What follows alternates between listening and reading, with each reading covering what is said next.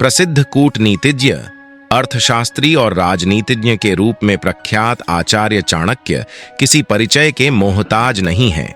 चाणक्य की कूटनीतिज्ञता के कारण ही चंद्रगुप्त ने सम्राट का ताज पहना। आचार्य चाणक्य ने अर्थशास्त्र के अतिरिक्त नीतिशास्त्र की रचना की। आचार्य द्वारा रचित नीतिशास्त्र वर्तमान समय के लिए भी महत्वपूर्ण है। इसमें व्यक्ति को सामाजिक, व्यावसायिक, आर्थिक और कूटनीतिज्ञ नीतियों का इस्तेमाल की सलाह मिलती है। आचार्य चाणक्य के नीतिशास्त्र चाणक्य नीति में कई ऐसी नीतियों का जिक्र किया गया है जो कि आपको सफलता की राह तक ले जाती हैं। आचार्य चाणक्य का मानना है कि घर की तरक्की उसके मुखिया पर निर्भर करती है। यदि घर का मुखिया समझदार है तो वो हर परिस्थिति में अपने परिवार को साथ लेकर चलेगा। इसलिए घर के मुखिया में कुछ गुण अवश्य होने चाहिए। आचार्य चाणक्य के अनुसार घर के मुखिया में यदि ये विशेष गुण न हो तो उस घर में कभी भी बरकत नहीं होती। आइए जानते हैं आचार्य चाणक्य के इन गुणों के बारे में। पैसे की बचत। आचार्य चाणक्य के अनुसार घर के मुखिया को पैसे की बचत करनी चाहिए। घर के मुखिया की जिम्मेदारी है कि वो पैसे की बचत करे ताकि भविष्य में जरूरत के समय उसे किसी के आगे हाथ न फैलाना पड़े। अपने निर्णय पर रहे अडिग। आचार्य चाणक्य के अनुसार परिवार तरक्की तभी करता है जब घर का मुखिया जो भी निर्णय ले उस पर अडिग रहे। घर में वह अनुशासित माहौल कायम रखे। ऐसा करने से ही घर के सदस्य तरक्की करेंगे, न हो कान के कच्चे। आचार्य चाणक्य के अनुसार घर के मुखिया को किसी भी बात पर बिना प्रमाण के भरोसा नहीं करना चाहिए। यानी घर का मुखिया कान का कच्चा नहीं होना चाहिए। यदि घर में कोई मनमुटाव चल रहा है तो दोनों पक्षों को सुनकर फिर बात की पुष्टि करके ही मामला सुलझाने का प्रयास करना चाहिए। निर्णय लेते समय सावधानी। आचार्य चाणक्य के अनुसार घर का मुखिया जब भी कोई निर्णय ले उसे इस बात का भरोसा होना चाहिए कि उसके निर्णय से परिवार के किसी भी सदस्य को कोई हानि नहीं पहुंचेगी। खर्चे पर नियंत्रण। आचार्य चाणक्य के नीतिशास्त्र के अनुसार घर के मुखिया की जिम्मेदारी होती है कि वह घर को जितनी कमाई हो उसके हिसाब से चलाए। ऐसे में बिना वजह के खर्चों पर काबू रखना चाहिए। यदि घर का मुखिया ऐसा नहीं करता है तो उसे आर्थिक संकट झेलना पड़ सकता है। शांत रहकर सबसे अलग बनना सीखो।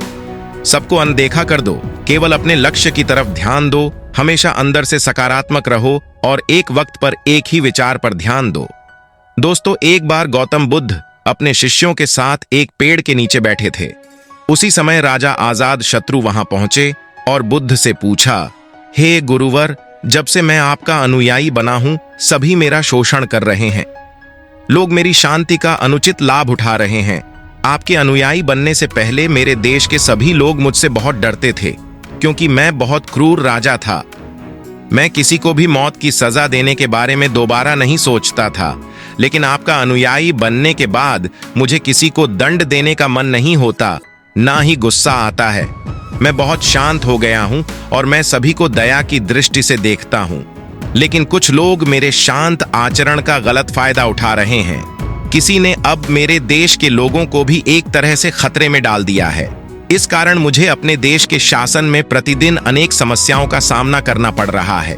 कृपया मुझे बताएं कि अब मुझे क्या करना चाहिए। राजा आजाद शत्रु की ये बात सुनकर महात्मा कहते हैं कि एक समय की बात है, एक बड़े पेड़ के नीचे एक बिल में एक जहरीला सांप रहता था। एक गांव के पास एक खेत के कोने में बड़ा पेड़ खड़ा था। उस पेड़ में एक सांप रहता था। थोड़ी सी भी उत्तेजना पर सांप ने लोगों पर हमला कर दिया और सांप के काटने से कई लोगों की मौत हो गई। उस सांप के डर से लोग पेड़ के पास जाने से भी डरते थे।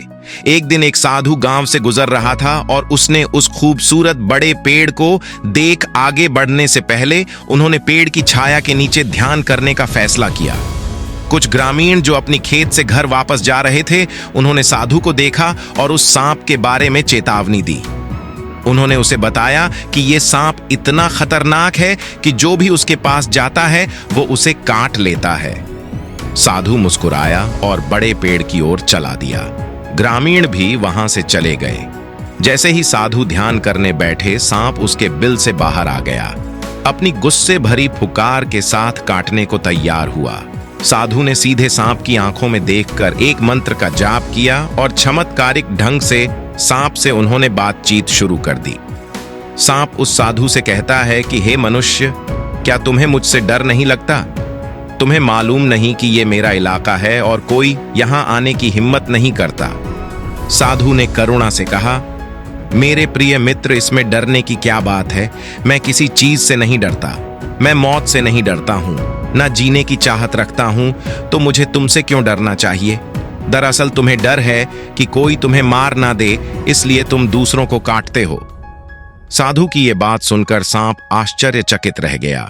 अब तक उसकी मुलाकात ऐसे लोगों से ही हुई थी जिन्होंने उसे मारने की कोशिश की थी या उससे डर कर भाग गए थे, लेकिन वो कभी ऐसे वास्तविक व्यक्ति से नहीं मिला था जो उससे नहीं डरता हो। ये सुनकर सांप साधु के चरणों में लिपट जाता है और कहता है कि हे गुरुवर, आप सही कह रहे हैं। मैंने आज तक जो भी किया है अपनी जान बचाने के लिए किया है। अगर मैं ऐसा नहीं करूंगा तो लोग मुझे मार डालेंगे। साधु ने कहा, तुम ठीक कह रहे हो, लेकिन मेरे प्रिय मित्र, एक बात याद रखना कि हमारा जीवन एक दिन समाप्त हो जाएगा, इसलिए इसे बचाने के लिए दूसरों को मारना उचित नहीं है। अपने जीवन का ये मोह त्याग दो और पूर्ण हो जाओ। इतना कहकर साधु वहां से चला गया। सांप पर साधु की बातों का असर हुआ और उसने फैसला किया कि आज के बाद वो किसी को नहीं कटेगा। वो अपना क्रोधी स्वभाव त्याग देता है और दूसरों को काटना बंद कर देता है। लेकिन इसका परिणाम विपरीत होता है। जब लोग कहते हैं कि सांप ने दूसरों को काटना बंद कर दिया है, अब वो इसका नाजायज फायदा उठाने लगे हैं। जो लोग उससे डरकर दूर भागते थे, वो अब उसे पकड़ने लगे। अब ज्यादातर लोग उसे पकड़ते, नोचते और चोट पहुंचाने लगे। अब सांप हमेशा घायल और आहत रहता था। वो बहुत दुखी था। वो अपने जीवन के सबसे कठिन समय से गुजर रहा था। कुछ दिनों के बाद वो साधु फिर उस गांव में आया और उसी पेड़ के नीचे बैठ गया। तभी उसकी नजर उस सांप की ऊपर पड़ी तो उसे ऐसी दयनीय अवस्था में देखकर उसे बहुत आश्चर्य हुआ। उसने उससे पूछा, हे मेरे मित्र, तुम्हारी ऐसी दयनीय स्थिति कैसे हो गई? तुम्हें किसने घायल किया है? सांप ने कहा, मेरी ये दशा लोगों ने की है। राजा आजाद शत्रु को ये कहानी सुनाने के बाद महात्मा ने उनसे पूछा, राजा, इस कहानी से आपने क्या समझा? राजा कहने लगा, हे गुरुवर, क्या आप मेरे उपदेश को उस सांप की तरह गलत तरीके से ले रहे हैं? फिर महात्मा कहते, मैंने तुमसे अपना क्रूर स्वभाव छोड़ने को कहा था, लेकिन मैंने तुमसे राजा का कर्तव्य छोड़ने को नहीं कहा था। आपको बाहर से कठोर बनकर राजा होने का अपना कर्तव्य पूरा करना होगा, ताकि आपके राज्य में सभी लोग अच्छे से अनुशासित रह सकें। आपको सख्त बनकर अपने राज्य में न्याय की प्रक्रिया को बनाए रखना होगा, ताकि आपके राज्य में लोग शांति से रह सकें और उन्हें किसी भी प्रकार की असुरक्षा महसूस ना हो। इसलिए तुम्हें अंदर से एक सच्चे साधु की तरह और बाहर से एक असली राजा की तरह शासन करना होगा। अगर हम अपने आसपास की दुनिया को देखें तो पाएंगे कि अच्छे लोगों के साथ अक्सर ऐसा होता है। लोग अक्सर विनम्र लोगों का गलत फायदा उठाने की कोशिश करते हैं, और इसी वजह से जो लोग बहुत अच्छे इंसान होते हैं, उन्हें अपने दैनिक जीवन में कई कठिनाइयों का सामना करना पड़ता है। ऐसे सज्जन लोगों को इस कहानी से सीख लेनी चाहिए। उन्हें यह समझने की जरूरत है कि कभी कभी लोग आपकी अच्छाई का फायदा उठाने लगते हैं, आपकी शालीनता का गलत फायदा उठाने की कोशिश करते हैं। इन लोगों को अपनी सीमा में रखने के लिए आपको स्थिति के अनुसार व्यवहार करना होगा। उन्हें उचित अनुशासन में रखने के लिए यदि क्रोध भी करना पड़े तो करना चाहिए। आप इसे अपने शांतिपूर्ण मन की आंतरिक शांति को परेशान किए बिना कर सकते हैं। जैसे कोई अभिनेता किसी नाटक में क्रोधित होने का अभिनय कर रहा हो, लेकिन अंदर से वो क्रोधित नहीं है, क्योंकि वो जानता है कि ये तो नाटक का एक हिस्सा मात्र है। इसी तरह आपको इस दुनिया में चीजों को नियंत्रण में रखने के लिए चतुराई से व्यवहार करना होगा। ये जीवन जीने की कला है, और अगर आप ये कला सीख सकें तो आपको सफल और शांतिपूर्ण जीवन जीने से कोई नहीं रोक सकता।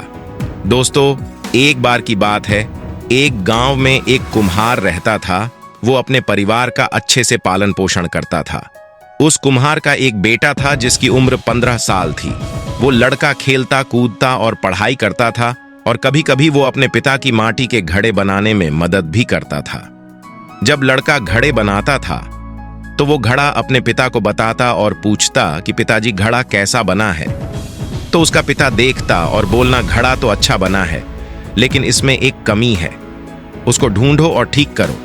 अब धीरे धीरे वो लड़का इसी तरह घड़े को बनाने लगा और अपने पिता से पूछता तो कुम्हार उसे वही जवाब देता कि इसमें थोड़ी कमी है, देखो और इसमें सुधार करो। और लड़का उसे देखकर ठीक कर देता और अच्छे से उस घड़े को गोल आकार देता। और ऐसा होते होते एक समय ऐसा आया कि मार्केट में उस लड़के का घड़ा 500 रुपए का बिकता है और उसके पिता का घड़ा 400 रुपए में बिकता है। अब कुछ दिनों तक ऐसा ही चलता रहा और लड़का घड़े बनाते समय फिर अपने पिता से पूछता है कि पिताजी घड़ा कैसा बना है, तो पिता फिर वही जवाब देता है कि घड़ा तो सही बना है, बस थोड़ी सी कमी है, देखो और उसे सही करो। जैसे ही पिता ने यह बात बोली तो वो लड़का अपने पिता से बोलता है कि आप हमेशा यही बोलते हो, आपको कुछ नहीं पता, मेरा घड़ा मार्केट में 500 रुपए का बिकता है और आपका 400 रुपए का। मेरा घड़ा अच्छा बना है, आप हमेशा कमी निकालते हो। तो पिता चुप हो जाता है और फिर बोलता है कि ठीक है बेटा, तुझे जैसा अच्छा लगे बना लो। और फिर पिता अपने काम में लग जाता है और लड़का अपने काम में लग जाता है। अब धीरे धीरे उस लड़के के घड़े की सेल गिरने लगती है, लेकिन पिता के घड़े अभी भी 400 रुपए के ही बिकते हैं। तो अब लड़का हैरान होने लगता है कि ये क्या हो रहा है।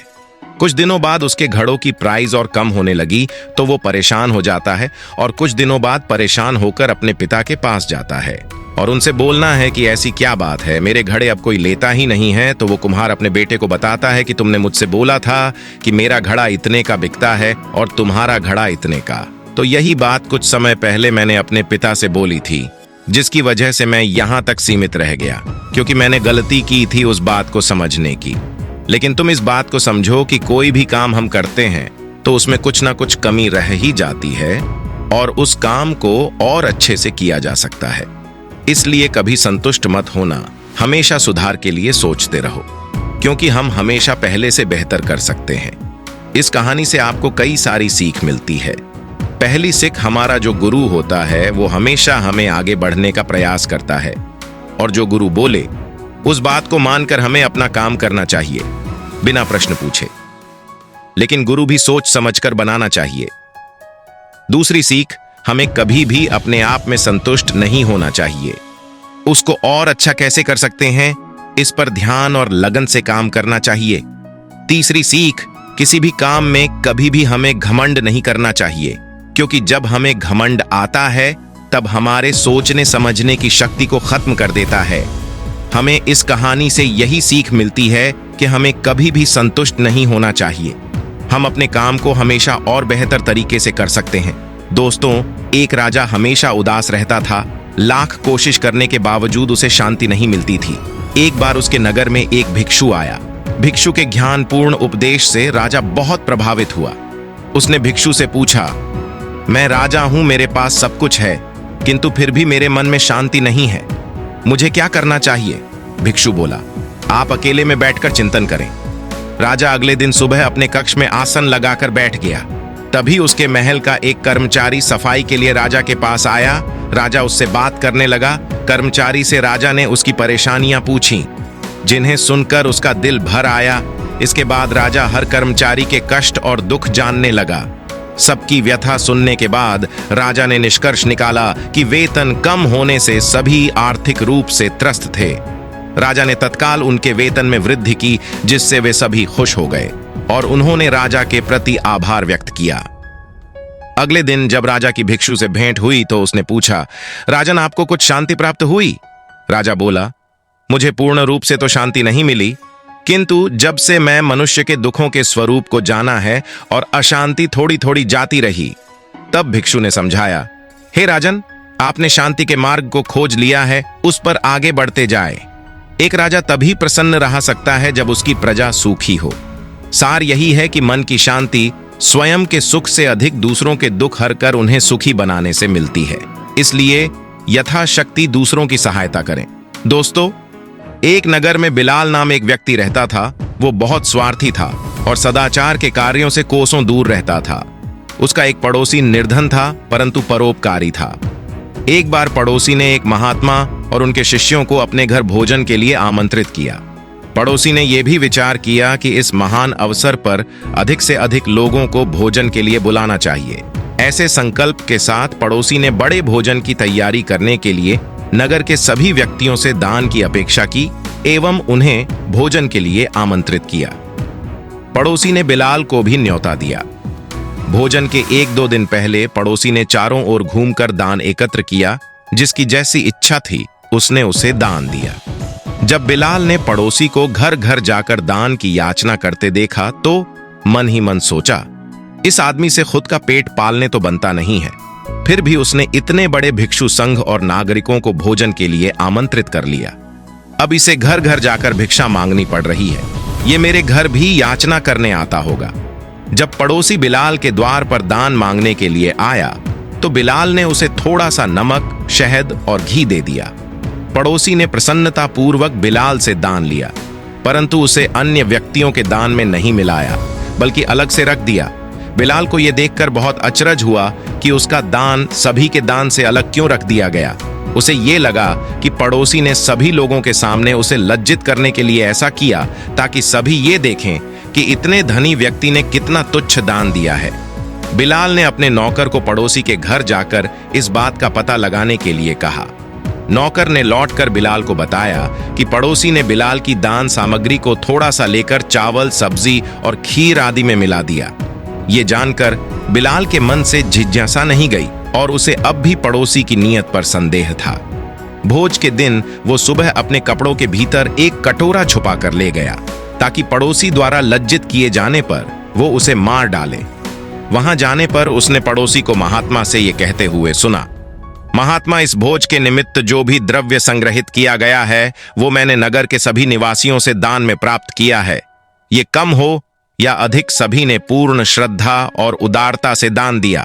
सभी के दान का मूल्य समान है पड़ोसी के। ये शब्द सुनकर बिलाल को अपने विचारों की तुच्छता का बोध हुआ और उसने अपनी गलतियों के लिए सभी के समक्ष खुशी से क्षमा मांगी।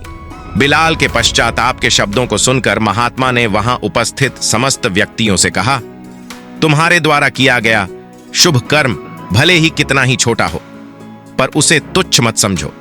छोटे छोटे शुभ कर्म एकत्र होकर भविष्य में विशाल रूप धारण कर लेते हैं। दोस्तों, एक बार गौतम बुद्ध एक दिन एक वृक्ष को नमन कर रहे थे। उनके एक शिष्य ने यह देखा तो उसे हैरानी हुई। वो बुद्ध से बोला, भगवान, आपने इस वृक्ष को नमन क्यों किया? शिष्य की बात सुनकर बुद्ध बोले, क्या इस वृक्ष को नमस्कार करने से कुछ अनहोनी घट गई? शिष्य बुद्ध का जवाब सुनकर बोला, नहीं भगवान, ऐसी बात नहीं है, किंतु मुझे ये देखकर हैरानी हुई कि आप जैसा महान व्यक्ति इस वृक्ष को नमस्कार क्यों कर रहा है। वो न तो आपकी बात का जवाब दे सकता है और न ही आपके नमन करने पर प्रसन्नता व्यक्त कर सकता है। बुद्ध मुस्कुराए और बोले, बेटा, तुम्हारा ये सोचना गलत है। वृक्ष मुझे जवाब बोलकर भले ना दे सकता हो, किंतु जिस प्रकार प्रत्येक व्यक्ति के शरीर की एक भाषा होती है, उसी प्रकार प्रकृति और वृक्षों की भी एक अलग भाषा होती है। अपना सम्मान होने पर ये झूमकर प्रसन्नता और कृतज्ञता दोनों ही व्यक्त करते हैं। इस वृक्ष के नीचे बैठकर मैंने साधना की, इसकी पत्तियों ने मुझे शीतलता प्रदान की, धूप से मेरा बचाव किया, हर पल इस वृक्ष ने मेरी सुरक्षा की। इसके प्रति कृतज्ञता करना मेरा कर्तव्य है। प्रत्येक व्यक्ति को प्रकृति के प्रति सदैव कृतज्ञ बने रहना चाहिए, क्योंकि प्रकृति व्यक्ति को सुंदर जीवन प्रदान करती है। तुम जरा इस वृक्ष की ओर देखो कि इसने मेरी कृतज्ञता, धन्यवाद को बहुत ही खूबसूरती से ग्रहण किया है और जवाब में मुझे झूम कर बता रहा है कि आगे भी वो प्रत्येक व्यक्ति की हर संभव सेवा करता रहेगा। बुद्ध की बात पर शिष्य ने वृक्ष को देखा, तब उसे लगा कि सचमुच वृक्ष एक अलग ही मस्ती में झूम रहा था और उसकी झूलती हुई पत्तियां, शाखाएं, वो फूल मन को एक अद्भुत शांति प्रदान कर रहे थे। ये देखकर शिष्य वृक्ष के सामने झुक गया। दोस्तों, ये वीडियो आपको अच्छा लगा हो तो चैनल को सब्सक्राइब जरूर करें। मिलते हैं अगले वीडियो में। आप अपना ख्याल रखें।